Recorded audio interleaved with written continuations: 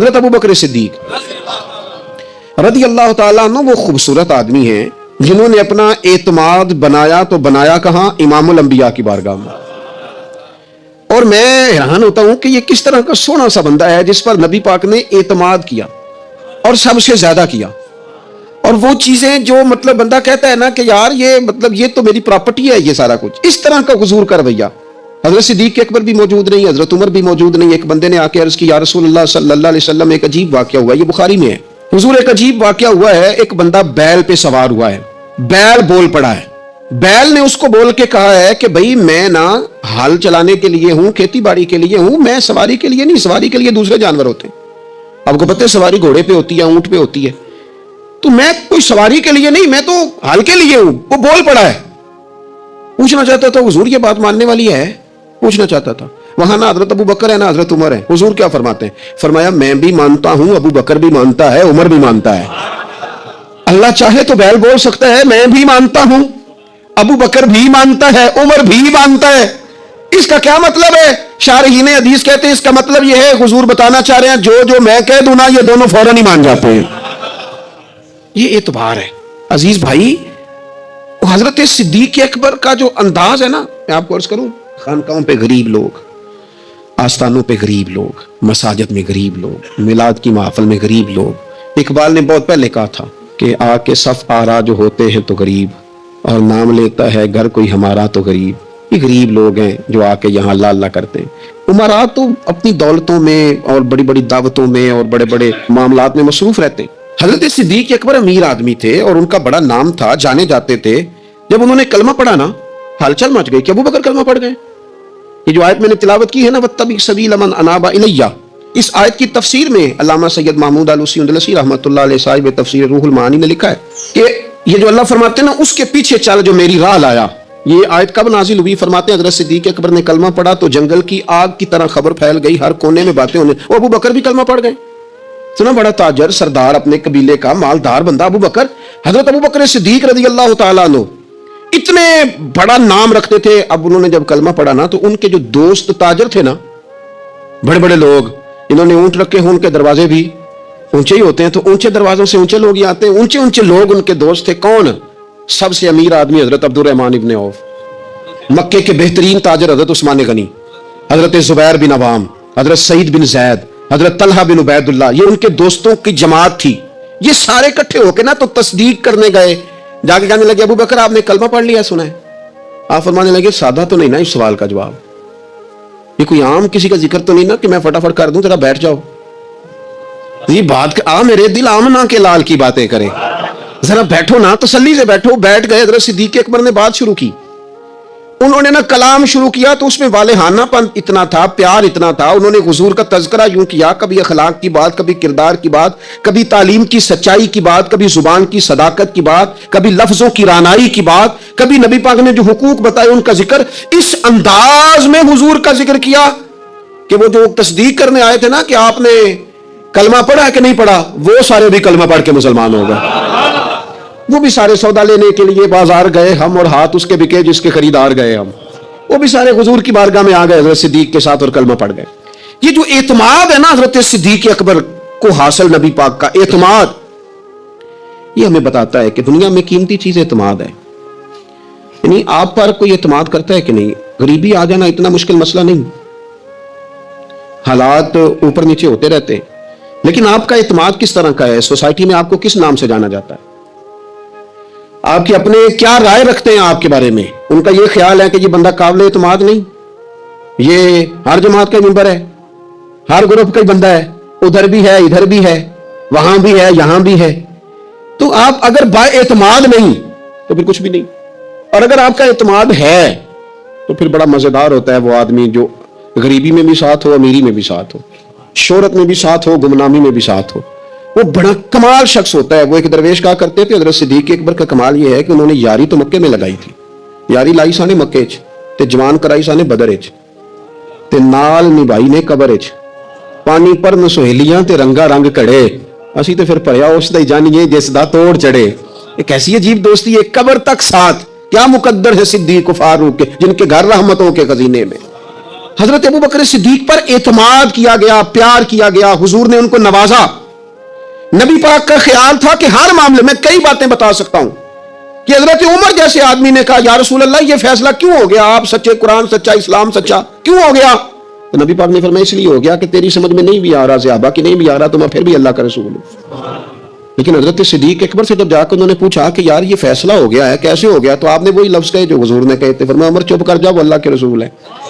یہ جو خاص لگاؤ ہے نا کہ جو سونا کہہ دے گا، وہ جس وقت کہہ دے گا، وہ جس حال میں کہہ دے گا، وہ جس طرح کہہ دے گا، اور یار پیارا ہوتا ہے وہ بندہ جس کا آپ کو پتا ہوتا ہے مینوں نہ نہیں کر سکتا، میں وڈ بھی چھڑیا تو میرا ہے، دھتکار بھی دیا تو میرا ہے، میں نے نا اس پہ سارا وزن بھی ڈال دیا تو میرا ہے، رات کو بھی میرا ہے، دن کو بھی میرا ہے، دھوپ میں بھی میرا ہے، چھاؤں میں بھی میرا ہے، یہ کہیں جا نہیں سکتا۔ اس کو میں کہوں گا تو پیسے بھی لائے گا، جائیداد بھی لائے گا، نام بھی سارا میرے نام کر دے گا۔ وہ اگر یہ ساری صلاحیتیں کسی نے دیکھنی ہو تو حضرت صدیق اکبر میں ملیں گی۔ ہر شے اپنا بچائے کو۔ ایک دن حضور نے فرمایا ابو بکر تیرے مال نے بڑا نفع دیا، تو رو پڑے، کہنے لگے سونیا میرا کدوں تے تہاڈا ہے؟ نہیں سمجھے آپ بات؟ انہوں نے اپنے لفظوں میں بات کیا، حدیث سیاستہ میں موجود ہے۔ ابو بکر کے مال نے بڑا نفع دیا تو حضور نے میرا مال کہا تھا، کہنے لگے سونیا مال بھی تہاڈا ہے، جان بھی تہاڈی، کیا پیش کروں آقا، کیا چیز ہماری ہے، یہ دل بھی تمہارا ہے، یہ جان بھی تمہاری ہے۔ آپ کا یا رسول اللہ ہمارا تھا کب؟ کچھ بھی نہیں۔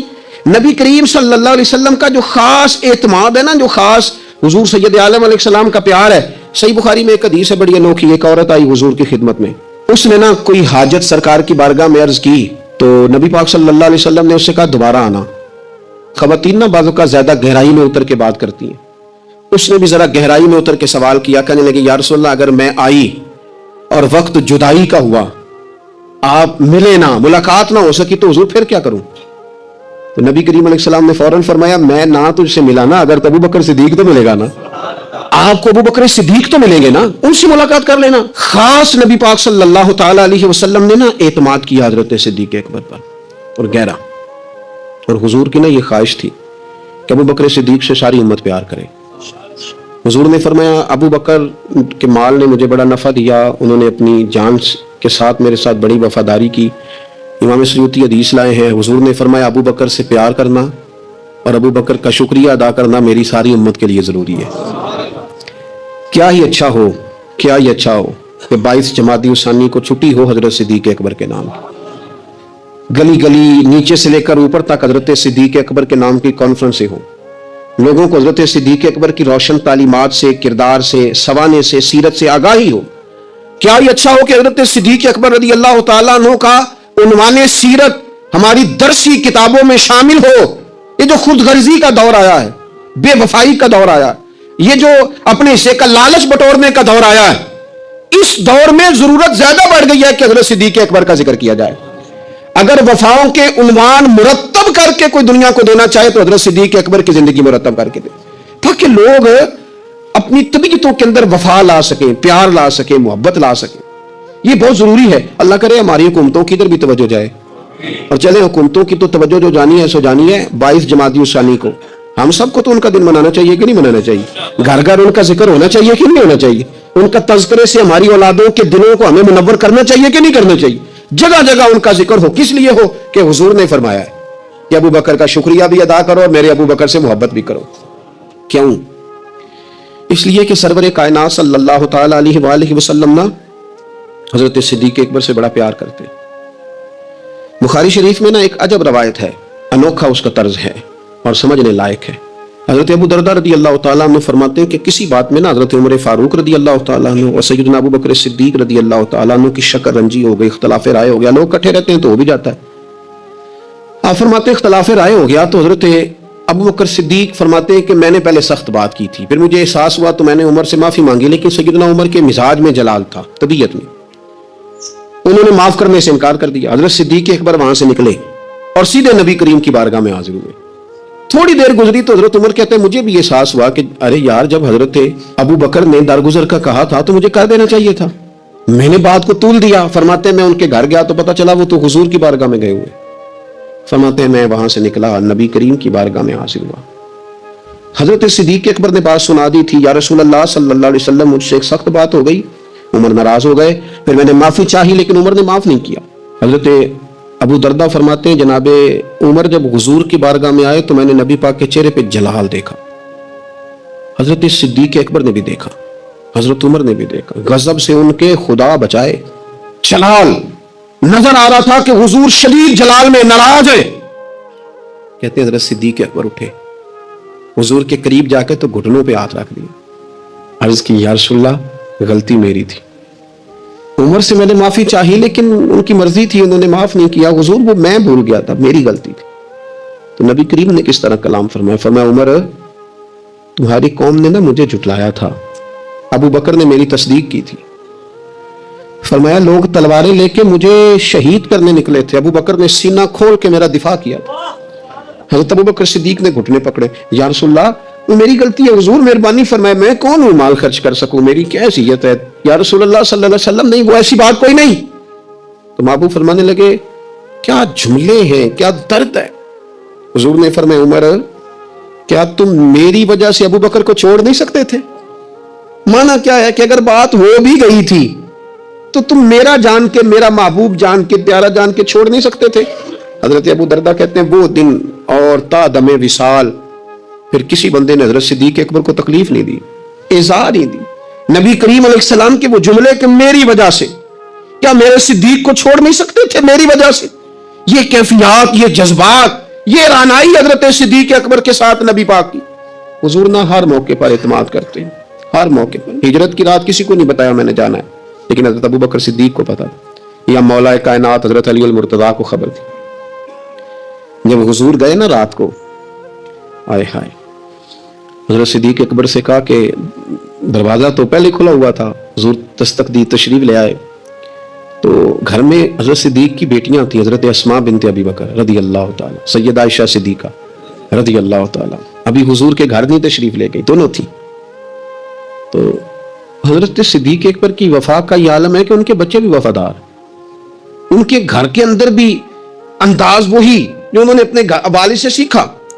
نبی کریم علیہ السلام نے فرمایا ابو بکر کوئی بات کرنی ہے، بچے ہیں، اور اس کی حضور جو آپ حکم کریں گے وہی ہوگا، اور یہ ابو بکر کی بیٹیاں ہیں، یہ مصطفیٰ کریم کا راز پتہ چل گیا تو منہ کبھی بھی نہیں کھولیں گے۔ یا رسول اللہ یہ صدیق کی بیٹیاں اگر آپ کہیں بھیج دیتا ہوں، تو حضور نے فرمایا نہیں ٹھیک ہے رہنے دو۔ نبی کریم علیہ السلام نے ان کے سامنے ہجرت کا سارا منصوبہ حضرت صدیق اکبر کو بتایا۔ یہ جو وفا کا رشتہ ہے، حضور کے ساتھ جو غلامی کا تعلق ہے، یہ جو نسبت کی وارفتگی ہے، یار میں کہہ دیتا ہوں آپ سن لیتے ہیں، لیکن سگا بھائی بھی پورا الجھ جائے نا، پورا مصیبت میں الجھ جائے، تو لوگ پھر بھی حساب کتاب لگا کے مدد کرتے ہیں، ساری نہیں کرتے۔ میں آپ کو دیانتداری سے کہہ رہا ہوں، لوگ دیکھتے ہیں کہ وہ میرے بھی بچے ہیں جی، اب فلانا مسئلہ بھی ہے جی، سگا۔ اور میں نے دیکھا ہے کہ بڑے اپنے، کبھی کو بندہ الجھ جائے تو وہ کہتے ہیں ہمارا تو تعلق ہی کوئی نہیں، ہمارا کیا لینا دینا ہے۔ لوگ بہک ہو جاتے ہیں، کوئی آسان کام ہے کسی کے اوپر سارا کچھ قربان کر دینا، یہ بات کہہ دینی، شعر بنا کے اس کو پڑھ لینا، یہ بالکل ٹھیک ہے، بڑا آسان ہے، لیکن یہ کیا آپ نے آسان سمجھا سارا مال لا کے قربان کرنا؟ ہوتا ہے کبھی؟ لوگ درجنوں بار سوچتے ہیں، درجنوں بار۔ وہ جو لاکھ پتی آدمی ہے نا، 50 لاکھ کی کار میں بیٹھا ہے، اس کے بھی جب گاڑی کے شیشے کو کوئی فقیر دستک دیتا ہے تو وہ 10 روپے کا نوٹ ڈھونڈتا ہے، نہ ملے تو کہتا ہے ٹوٹے کوئی نہیں۔ حالانکہ یہ وہ شخص ہے کہ جس نے کپڑے اتنے مہنگے پہنے ہوئے ہیں، جس کے وجود پر ہزاروں کا مال جڑا ہوا ہے، لیکن یہ آسان کام ہے راہ خدا میں خرچ کرنا۔ لیکن یہ کمال ہے حضرت صدیق کا، جب لوگ کچھ طے کر لیتے ہیں نا، جو طے کر لیتے ہیں مزہ بھی وہی لیتے ہیں، جو اپنی زندگی میں کچھ چیزیں اظہار کرنے کا ذوق بنا لیتے ہیں تو کیف بھی انہی لوگوں کو ملتا ہے۔ اور جن کو ہر کام ہی سیاست سے کرنے کی عادت ہو، بڑے سارے گھر راضی رکھنے ہوں، زکوٰۃ بھی لوگ دیتے ہیں تو وہ دیکھ کے کہ کون کون میرے کام آئے گا، تھوڑی تھوڑی کر کے کس کس کو دے سکتا ہوں، بڑا انداز آتا ہے لوگوں کو، بڑا سلیقہ آتا ہے کس طرح لوگوں کو اپنے حق میں قائل کیا جا سکتا ہے۔ نبی کریم علیہ السلام نے فرمایا مال دو، ضرورت زیادہ ہے۔ بعض اوقات لوگوں کو بڑی پریشانی ہوتی ہے کہ فلانا چندے کا اعلان کرتا ہے، میں چندے کی بات نہیں کرتا ہوں۔ خدا کے بندے، اگر نبی پاک علیہ السلام حضور اگر اعلان فرما دیتے ہیں کہ بھئی مجاہدین کے لیے انتظام کرنا ہے، چندہ دو، تو حضور کو تو ضرورت نہیں تھی اعلان کرنے کی، وہ تو ہماری تربیت کے لیے کہا کہ کبھی ضرورت پڑ جائے تو لوگوں کے سامنے باتیں کی جا سکتی ہیں۔ ایک اس بول کہتے ہو نہیں دی، وہ یہ پتہ نہیں آپ کیا سمجھ رہے ہیں اس کو۔ ایک دفعہ نہیں، متعدد دفعہ نبی کریم نے اعلان فرمایا، کیا ہو؟ یہ تو بہت بڑا اعتراض تھا یہودیوں کا قرآن پاک پر کہ تمہارا تو رب قرض حسنہ مانگتا ہے، تو آپ کیا کہیں گے کہ معاذ اللہ تعالیٰ کو ضرورت ہے آپ کے قرض حسنہ کی؟ اور پھر میں حیران ہو گیا، ایک بزرگ نے، ایک مفسر نے بات لکھی، کمال کر دی. کہتے ہیں جب آپ کسی کو رغبت دیتے ہیں نا کہ یہاں اپنا مال خرچ کر دو، تو آپ بہت بڑی نیکی کر رہے ہیں اس بندے کے ساتھ. آپ نے اس کے پیسے بڑی اچھی جگہ لگوا دیے، اس کو مفت میں اتنا سارا نفع مل گیا آپ کی وجہ سے. آپ نے بڑا خیر کا کام کیا کہ اس کے پیسے جو تھے وہ کسی اچھی جگہ خرچ کرا دیے. لیکن لوگ کہتے ہیں دیکھو جی دیکھو فلانا بندہ چندے کا. وہ خدا کے بندے، اگر تو چندہ اس لیے مانگ رہا ہے کہ میں نے پیچھے کوٹھی شروع کی ہوئی ہے اور میں نے محل شروع کیا ہوا ہے تو لہذا مجھے چندے دو، تو پھر تو ٹھیک ہے، اعتراض کریں. اور اگر نبی کریم علیہ السلام ہمارے لیے طریقہ چھوڑے اور حضور فرمائیں کہ زکوٰۃ ہے یہ کہ غریب سے لے لو امیر کو دے دو، یہ نذرانہ کیا تھا صوفیاء کا؟ صوفیاء نذرانہ قبول کرتے ہیں؟ کچھ باتیں لوگ بڑی جھجک کے کرتے ہیں، کیوں نہ کریں؟ بخاری شریف میں موجود ہے، نبی پاک نے حضرت عمر کو کچھ دیا تو حضرت عمر نے کہا حضور کسی اور کو دے دے. فرمایا جو بن مانگے ملے وہ اللہ کی طرف سے ہوتا ہے، لہذا لے. اور اعلیٰ حضرت بریلوی نے حدیث لکھی ہے کہ تم اگر کوئی تمہیں نذرانہ دیتا ہے تو لے لو، ایک ایسا وقت آئے گا کہ تم طلب کرو گے تمہیں ملے گا نہیں. اچھا اس کا مصرف کیا ہے؟ اس کا مصرف ہمیں غوث پاک نے بتایا. حضرت غوث پاک فرمایا کرتے تھے یہ طریقت NGO ہوتی ہے، تنظیم ہوتی ہے، اس میں امیر مرید بھی ہوتے ہیں، غریب بھی ہوتے ہیں.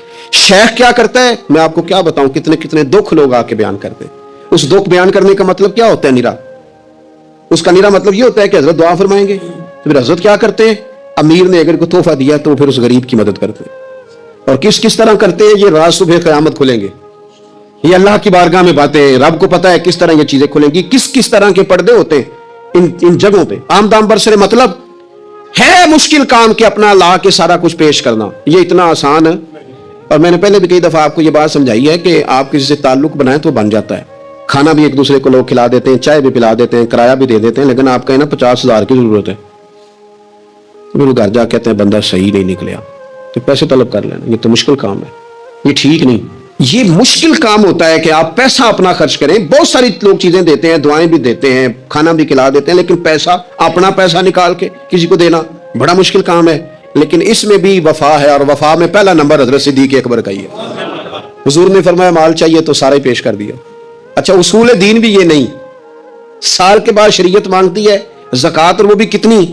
پہلے تو آپ کے پاس وہ پیسے اضافی ہوں ضروریات سے، اور پرسوں اضافی نہ ہوئے ہوں، ان پر سال گزرے آپ کے پاس، اور وہ صرف 2, 4, 5 ہزار اضافی نہ ہو، وہ اتنا اضافی ہو کہ وہ 7.5 تولے سونے کے برابر پہنچ جائے اس کی قیمت. اتنی شرطیں لگا کے پھر بھی جس دن 7.5 تولے میں اس دن نہیں مانگا، اس 7.5 تولے سونے کے یا اس کی رقم کو سال گزر جائے اور اس پر 2.5% طلب کر. اتنی شرطیں لگا کے مانگا تو وہ بھی کتنا؟ 2.5%. حضور نے اعلان کیا پیسے چاہیے. 40واں حصہ شریعت مانگتی ہے 2.5%. حضرت صدیق اکبر نے کیا کیا؟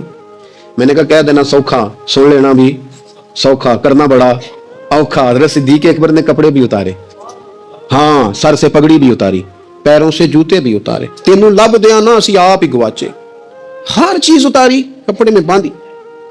حضرت عمر کہتے ہیں میرے حالات ان دنوں بڑے اچھے تھے، میں نے سوچا تھا میں حضرت ابو بکر سے بڑھ جاؤں گا، اور میں آدھا مال لایا. لیکن ابو بکر کا تو انداز ہی بڑا انوکھا. انہوں نے نا ٹاٹ کا لباس پہن لیا اور بٹن کانٹوں کے لگائے، چوگا پہن کے حضور کی بارگاہ میں آئے، سارا مال رکھ دیا. امام سیوطی کہتے ہیں حضرت جبریل بھی آ گئے. حضور نے فرمایا ابو بکر یہ جبریل آئے ہیں، آج تیرے لیے آئے. آگے کہتے ہیں یا رسول اللہ، رب حضرت ابو بکر کو سلام کہتا ہے، اور رب فرماتا ہے رب یہ ہے وہ مقام کہ خود ہی کو کر بلند اتنا کہ ہر تکبیر سے پہلے خدا بندے سے خود پوچھے بتا تیری رضا کیا ہے. فرمایا رب فرماتا ہے کہ آپ ابو بکر سے پوچھ کے بتائیں کہ ابو بکر اپنے رب سے راضی ہے کہ ناراض ہے. تو صدیق اکبر پھر کھل کے روئے، عرض کی یا رسول اللہ میں اپنے رب سے کیوں ناراض ہوں گا. پھر 3 دفعہ کہا یا رسول اللہ میں اپنے رب سے بڑا ہی راضی ہوں، میں اپنے رب سے، میں نے گھر میں تنکا نہیں رکھا پر میں اپنے رب سے بڑا ہی راضی ہوں. حضور میں نے کپڑے تک اتار کے دے دیے پر میں اپنے رب سے بڑا ہی راضی ہوں. یا رسول اللہ آپ نے جو جو کہا میں نے کر دیا، میں نے بچا کے کوئی شے نہیں رکھی، پر میں اپنے رب سے اس حال میں بھی راضی رہنا. یہاں تو 4 دعائیں قبول نہ ہو تو معاذ اللہ لوگ کفریہ جملے بولنے لگتے ہیں. یہاں تو تھوڑا نقصان ہو جائے تو لوگ کہتے ہیں پتہ نہیں میں نے پیر بھی کامل پکڑا ہے کہ نہیں پکڑا. حضرت صدیق اکبر سارا کچھ دے کے رب فرماتا ہے پوچھو نا راضی ہے کہ ناراض ہے. اب یہ پوچھنے میں بھی بڑی حکمت ہے کہ اب ذرا بول کے بتائیں، لوگوں کو بھی پتہ چل جائے کیفیت کیا ہے. کہ یا رسول اللہ میں بڑا ہی راضی ہوں. اب حضور نے کیا فرمایا، یہ بھی بخاری مسلم سیاہ میں روایت ہے. تو وصال کا وقت ہے نا سرکار کا، مسجد نبی کے بالکل ساتھ ساتھ صحابہ کے مکانات تھے اور صحابہ نے دروازے بھی کھول لیے تھے مسجد میں آ کے نماز پڑھنے میں آسانی ہو، ہوا میسر آئے، مسجد کی نورانی ہوا خوشبو والی، دروازے کھول لیے تھے۔ تو نبی کریم علیہ السلام نے نا وقت وصال سر پہ پٹی مبارک بندھی ہوئی ہے، بخار ہے، محبوب فرمانے لگے بھئی جتنا نفع مجھے ابو بکر کے مال نے دیا کسی نے نہیں دیا، میں اگر کسی کو خلیل بناتا تو ابو بکر صدیق کو ہی بناتا۔ حضور فرمانے لگے مسجد میں جتنے دروازے ہیں نا، یہ بخاری ہے، سارے بند کر دو، میرے ابو بکر کا دروازہ نہ بند کرنا، صدیق اکبر کا دروازہ کھلا رہے، یہ ہمیشہ کھلا رہے، یہ آج بھی کھلا ہوا ہے، آج بھی کھلا ہوا ہے۔ مسجد نبی میں سارے دروازوں کے گیٹ بند ہوتے ہیں، حضرت صدیق اکبر والے دروازے سے کبھی لوگوں کو نہ گزارنا ہو صفائی کی غرض سے تو وہ کنات لگاتے ہیں، لیکن وہ دروازہ کبھی بند نہیں ہوتا اور قیامت تک ہوگا بھی نہیں، کیونکہ حضور نے کھلوایا ہے، وہ بند نہیں ہو سکتا قیامت تک۔ ہمیں ان کے طریقے پر چلنا ہے، ان کے رستوں کا مسافر بننا ہے۔ آج کی پوری گفتگو میں حضرت صدیق اکبر ہمیں یہ سمجھاتے ہیں کہ وفادار رہیں، با اعتماد رہیں اپنی زندگی میں۔ نا وہ کسی نے کہا تھا کہ پاویں سونے ملن ہزاراں اسا نہیں یار بتانا، روز انوکھی سے انوکھی نئی سے نئی بات کرنا، نئے سے نئے۔ ہمارے ہاں تو وہ جو بڑے بڑے اپنے آپ کو سیاسی لیڈر اور بڑا کچھ کہتے ہیں نا، وہ کل کسی جماعت میں ہوتے ہیں، پرسوں پھر کسی اور جماعت میں ہوتے ہیں، پھر ان کو نا اچانک پتہ چلتا ہے، جب پتہ چلتا ہے نا اس دفعہ نہیں جیتے گی تو پھر انہیں اچانک پتہ چلتا ہے بندے صحیح نہیں تھے، پھر فٹافٹ نہ وہ تو پھر وہ میاں صاحب تو درویش بندے تھے، ان کو تو سخت باتیں نہیں کرنی چاہیے تھی، کبھی جائیں گے تو ان سے پوچھیں گے، پر انہوں نے کیا ہی دیا، نویں نویں نہ یار بنائیے۔ وہ حضرت جی تسی درویش بندے ہو، کمینہ ہی آگ چڑھیا جے، کوئی اور چھوٹا سا لفظ کہہ دیتے، نالائق کہہ دیتے، بیوقوف کہہ دیتے، لیکن سخت لفظ کا یعنی نویں نویں نہ یار بنائیے، وانگ کمینے ہیں لوگ کا۔ یہ تو کمینگی ہے کہ آپ کسی جگہ وفادار ہی نہ ہو، کوئی کھاتا ہی نہ ہو آپ کا، آپ کبھی ادھر ہیں کبھی ادھر ہیں، کبھی کچھ کہہ رہے ہیں، کچھ لوگ کہتے ہیں سارے ٹھیک نے، میں نے کہا پھر آپ اپنا حساب لگائیں، آپ ٹھیک ہیں کہ نہیں؟ یہ کیسے ہو سکتا ہے سارے ٹھیک ہیں؟ حق باطل تو شروع سے چلا آ رہا ہے، دونوں ٹھیک ہو تو حق کیا رہ گیا اور باطل کیا رہ گیا؟ اس لیے وفاداری اور اعتماد اس کو زندگی میں اپنائیں، اللہ سمجھ عطا فرمائے۔